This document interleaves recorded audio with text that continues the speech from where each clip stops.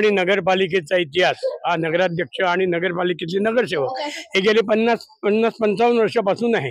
सुरुवातीला सावंतवाडीमध्ये समाजवादी पक्ष म्हणजे काँग्रेस पक्षाचे डॉक्टर माने आमचे नगराध्यक्ष होते। त्यानंतर समाजवादी पक्षाचे दत्तराम वाडकर नगराध्यक्ष झाले आणि असे एक करत करत करत करत फक्त बीजेपीचे 5 वर्षासाठी नगराध्यक्ष म्हणजे संजू परब झाले। ते सर्व बहुमताने एकदा निवडून आले आणि त्याला कारण म्हणजे आमचे बबनराव साळगावकर ऐन वेळेला त्यांनी राजीनामा दिला आणि विधानसभेला उभे राहिले। त्यांची जागा पुन्हा भरण्यासाठी जी निवडणूक झाली त्यात बबन साळगावकरही उभे राहिलेत पडल्यानंतर विधानसभेला आणि संजू परब निवडून आले। हा सावंतवाडीचा इतिहास आहे आणि सावंतवाडीमध्ये दीपकभाई जसा देवाच्या काठीला आवाज नाही तसा दीपकभाईंच्या शब्दाला आवाज नाही। ते जे काय बोलतात शांतपणे ते बरोबर लोकांच्या मनात ठासतं आणि दीपकभाईंच्या कर्तृत्वाने आणि त्यांच्या शुभाशीर्वाने सावंतवाडीतील 21ही नगरसेवक म्हणजे 20 नगरसेवक आणि आमची नगरसेविक नगराध्यक्ष पदाची उमेदवार नीता सावंत कविटकर 100% निवडून येणार यात कोणत्याही प्रकारे शंका नाही। त्यामुळे सगळेजण आम्ही एक आहोत। आतापर्यंत मी गेल्या 7-8 दिवस नगराध्यक्षांच्या बरोबर मी होणाऱ्या नगराध्यक्षांबरोबर फिरत आहे।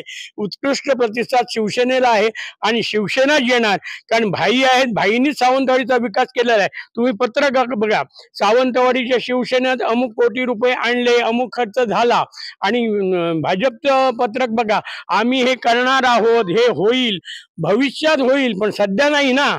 सध्या कोणी केलंय भाईंनीच केलंय। ज्या तुम्ही सगळ्या काय आज सुविधा बघताय सावंतवाडीतलं कारंजा म्हणा सावंत गार्डन म्हणा सावंतवाडी क्रिकेट ग्राउंड म्हणा सावंतवाडीतलं मार्केटचं काम म्हणा जे जे काय आहे सगळं सावंतवाडीमध्ये भाईंनी जवळजवळ 300-350 कोटी रुपये खर्च करून हे सगळे प्रकल्प आणलेले आहेत आणि सावंतवाडीमध्ये पूर्ण 24 तास पाण्याची सोय करणार आहेत भाई आणि 57 कोटीचा प्रकल्प सुद्धा मंजूर झालेला आहे नळपाणी योजनेचा।